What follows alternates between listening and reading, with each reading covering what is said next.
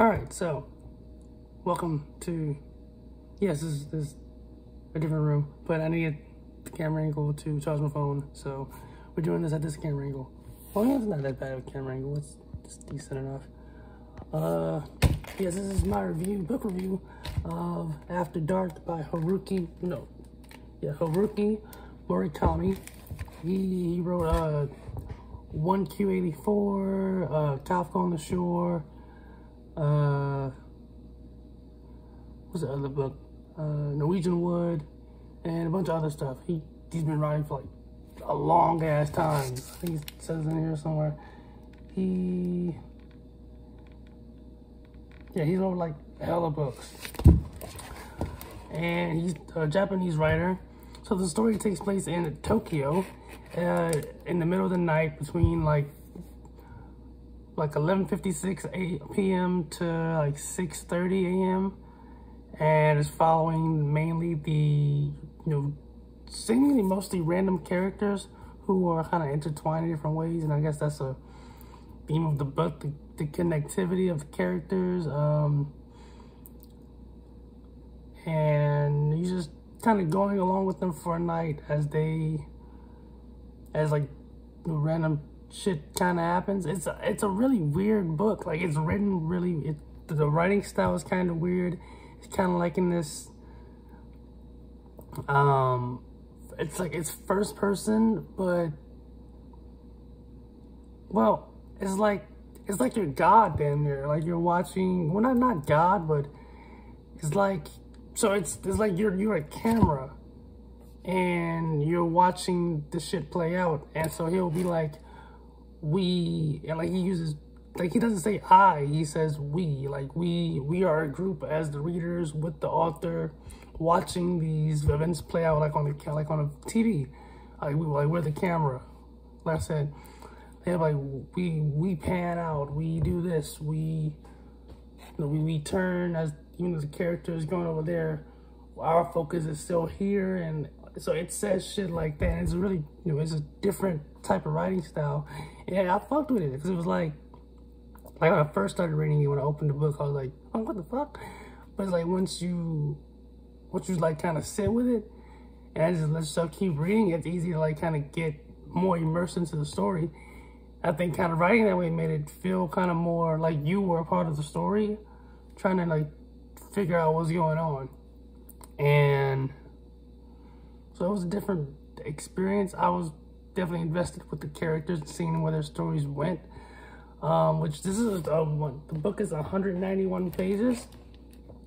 And it has a pretty open ending, which is, I had seen on Wikipedia that's a pretty common criticism of the story, that it doesn't really resolve any of the plot points, and it mostly just leaves it open to interpretation. And I was looking around on Google before I made this review, and it doesn't seem like anybody has really figured much out about, like, you say, oh, a theme is, time and connectivity and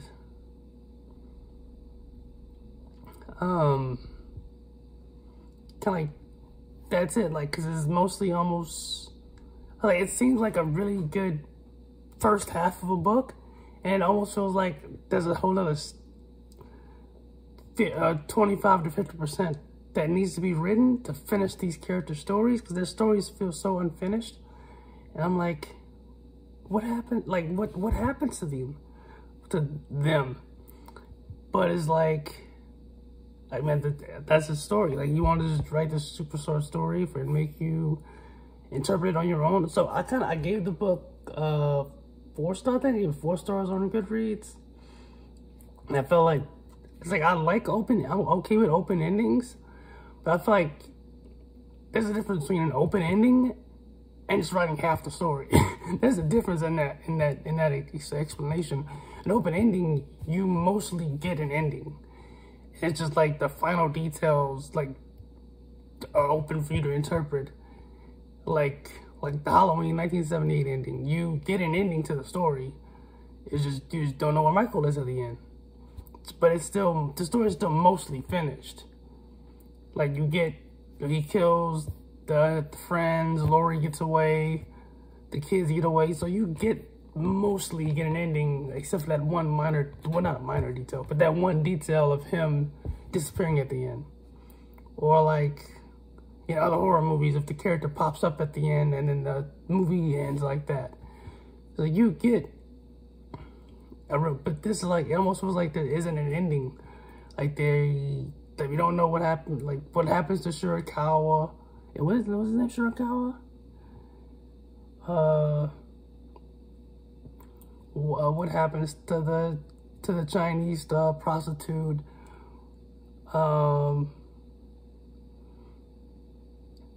Like, I think you're supposed to assume that everyone just kind of continues on the same path they're already on. So no one really, I mean, you get, the only real growth you get in character, you get the growth of the relationship between Eri and Mari. But, and maybe that's the entire point of the entire story. It's supposed to be Mari's journey to get to that ending that we got. As a symbol of, the growth in their relationship between Mari and Eri.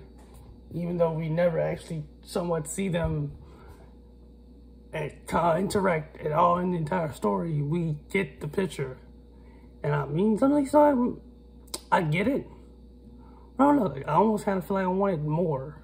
Like, that's just what I kind of, it's like I'm reading the story, I'm getting to like page 150, 160, I'm like, wait a minute. Because I already knew that it was going to have an open ending, but I didn't know how open. This is a very, like what the fuck happened type shit. But yeah, I really enjoyed it.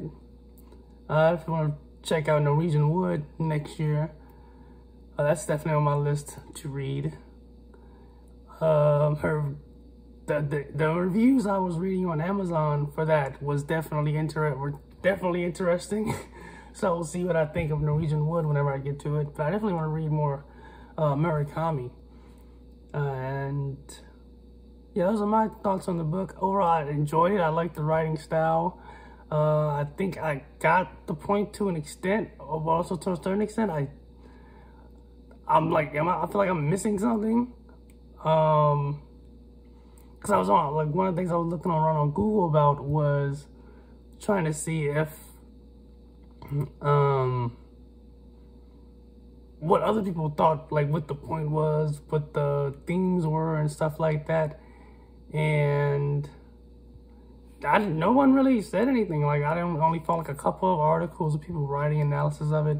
And they mostly just summarized the book. They didn't really give any thought on like what they thought the point of the story was, or what their interpretation of things were. The surrealist part of it was the real thing. I'm trying to figure that out still. Now I know with Eri, with Eri when she's asleep and she's like in this dream world situation type of thing, or when like characters go in front of a mirror, and then when they turn away from the mirror, their reflection does something different than they do, and they don't notice, but we as the reader do, because like I said, we're supposed to be like a camera, like we're videotaping a movie and with a camera. That part I still don't understand.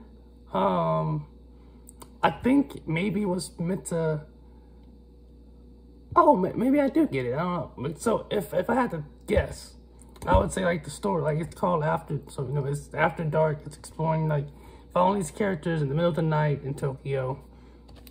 And so this idea of it being that the world is a different world at different times of the day. Then we kind of get that idea when the sun starts, when the morning's starting to break at the end of the book. He kind of alludes to that idea. Takahashi, when he's talking about his experience watching the trials when he's like in law school or studying law, and he's like, in a way, like the criminal world is a different world from, like, I'm picking up on that kind of, the idea of different worlds for, different times, or for different type of people who live in different worlds. Like with the like the love hotels, like they have their own thing, and then like how Ari is in a, like she sleep in the house, and it's like she's in her own world almost, separate from the rest of the family, and that kind of bothers Mari to the point that that's why she's even out in the middle of the night in the first place, because it's just so weird to her to like be in the same house with her sister who's like sleeping away for 2 months, like basically living in her own world in the house, in her room. So I'm picking up on that. So it's different things. I want to reread this book eventually. Not like soon, maybe at the end of next year, sometime in 2024, and like kind of see what I pick up on. But it's definitely one to like maybe want to reread it at some point. Which I don't think I ever thought to myself after I finished the book. I never been like, oh, I can't wait to reread this one. Like even the books I have reread, I never intended to reread anything. I used to like never reread. And even now I've only reread a few books. But this is definitely gonna be on the reread list for like, I wanna wait at least 12 months. If not longer. So I can like kind of go back to it fresh. At least somewhat fresh. But yeah, I think that's what I'm kind of picking up on. If I had to think about what was the point of the story and why did it end the way it did.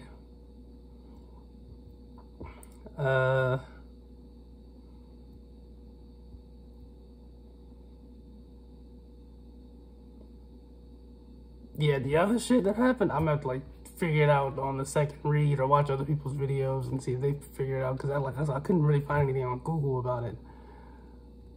But yeah, I think I got the different worlds thing, and how there's like different worlds at different times of the day and for different people.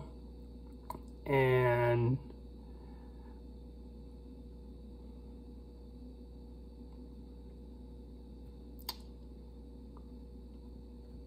yeah, that's all I'm picking up. But yeah, that's my review of After Dark by Haruki Murakami. Definitely want to check out more about him. I want to read Reason Wood next year for sure. And yeah, let me know if you read it. If you read this book, what you thought of it. What did you think the themes were? What did you think the point of certain things? You know, the camera, viewer aspect of, you know, the reader being a camera, kinda. What did you think the surrealist moments were meant to be about? And you know, other hidden metaphors and themes. Maybe it's certain shit I wouldn't get. I would only get if I was Japanese or something. I don't know. But yeah, 4 out of 5. I want to say like 3.75 out of 5. But I just round up to 4. I feel like I like it too much to go 3.5. So go like 3.75, but I'm still somewhat too confused to go 4. So we're gonna round up to 4 anyway. So fuck it. Alright, that's it for this one. Peace out. Subscribe for more book reviews and other reviews and ASMR and all that shit. Comment below what you thought of the book if you read it. And check out the links in the description for Patreon, CashApp, and you know, my short stories on Amazon, and yeah, then social medias and shit. But I'll see you in the next video. Peace out.